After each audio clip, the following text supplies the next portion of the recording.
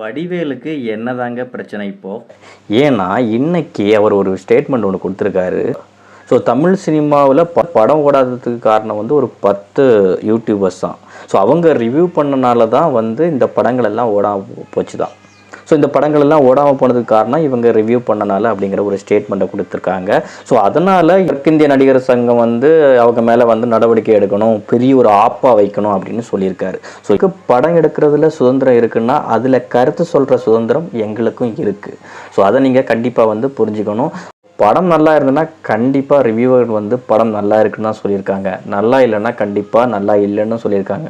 அதே போல் ரிவ்யூவர்கள் வந்து தனி மனித தாக்குதல் நடத்தினாலும் அதையும் நம்ம வன்மையாக கண்டிச்சிருக்கோம். வடிவேல் மிக சிறந்த ஒரு நடிகர், நகைச்சுவை நடிகர். அவர் இந்த மாதிரி பேசியிருக்கிறது வந்து உண்மையிலே வருத்தத்துக்கு உரியதாக தான் இருக்குது. ஸோ இதை பற்றி நீங்கள் என்ன நினைக்கிறீங்க அப்படிங்கிறத கண்டிப்பாக கமெண்ட்ஸில் சொல்லுங்கள்.